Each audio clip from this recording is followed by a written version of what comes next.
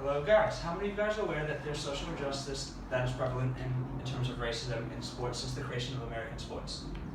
As an American who really cares about our society and what it goes into, I inspire the SJSU community to stop the racism in American sports. To overcome this, you really must understand, first of all, the injustice, understand the history and how we must combat this issue, and why it is so relevant today.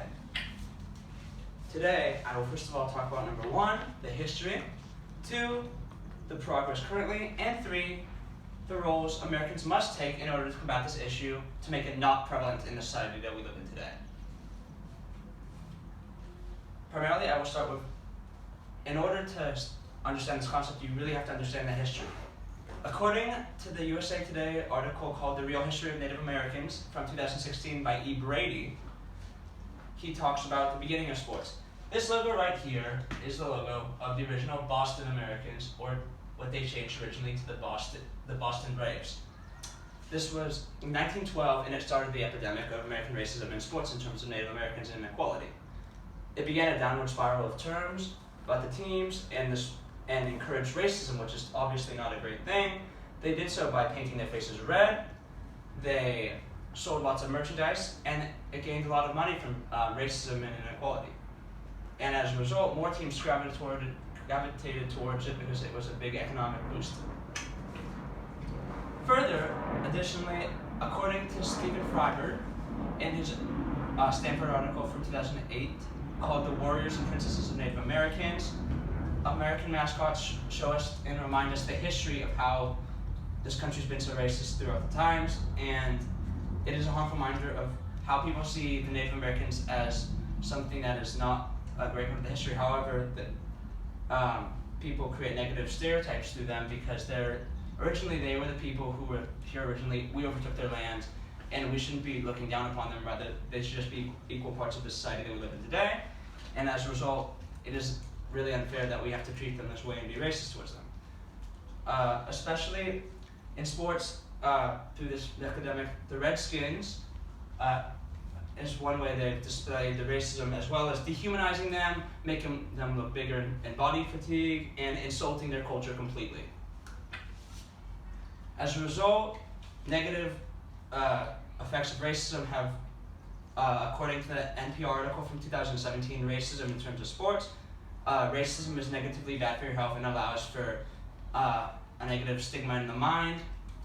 And by accepting stereotypes in turn, it's very important it leads to more racism, and then more racism leads to day-to-day discrimination in terms of racism. And by affecting this, we should not be ignoring our racist attitudes that this country began with. So now, I'm going to talk to you guys about how the racist stereotypes in history has been affected by President Villa and what some people have done to combat it. That being said, the progress is starting to lead to combating racism. There's a team in Florida called the Florida State Seminoles, a college football team in the ACC. This is the logo right over here. And it is, instead of having a negative relationship with the team, it has created a positive relationship, as they have made the mascot and the culture a shining star rather than a racist input. By doing so, their mascot is the actual tribe of the Native American team, rather than just a racist thing that white people have made to make it not authentic. According to Arnett of the Atlanta Tribune from 2015, in his article Affiliations with the Native American Tribes of the Seminole, the university actually respects the culture rather than degrades it, and actually shows that it's important to the history we live in today. They have a horse, they have the paintings, and even the stadium has local designs created by the Seminole tribe. Moreover, the Atlanta Braves have done something to change it. This is the Atlanta Braves logo right over here.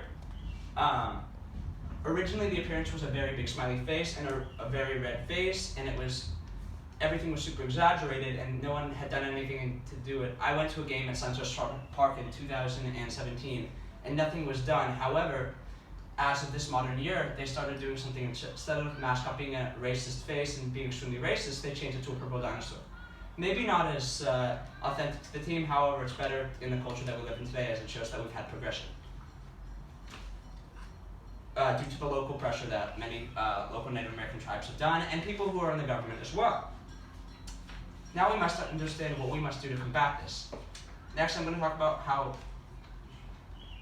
how it is important for us as SJSU students to fight the racism rather than let it stand. Now it is our duty as United States citizens to put pressure on the racists to implement something that allows it not to happen. However, there's been one downtrodden about racist owners, including one of my favorite football teams, the Washington Redskins, which is not something that should stand for. This is the logo for that right over here.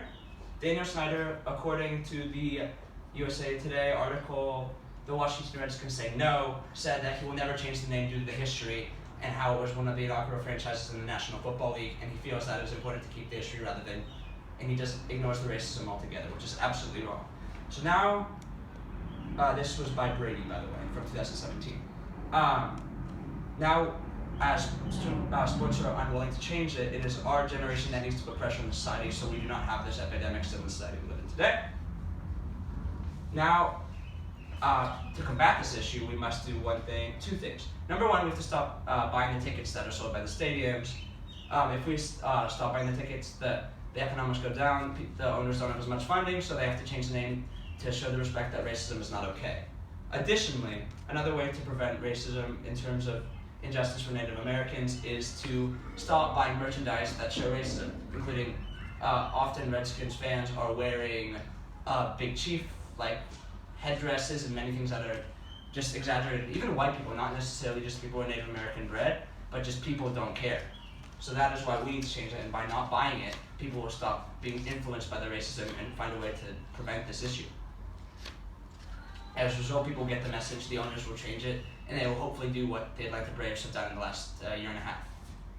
Today I spoke to you guys about the injustice of sports in terms of the Native American culture and the history we have today, which has led to what we have today.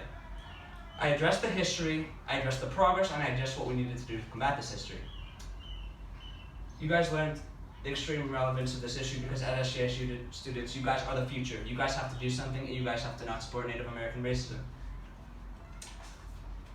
Now it is our job as students to find a way to prevent the future from being racist, so our children and our next generation, as the college graduates of the class of 22, will finally find a medium to address this issue so we do not have racism in the society of the future centuries. Thank you for listening.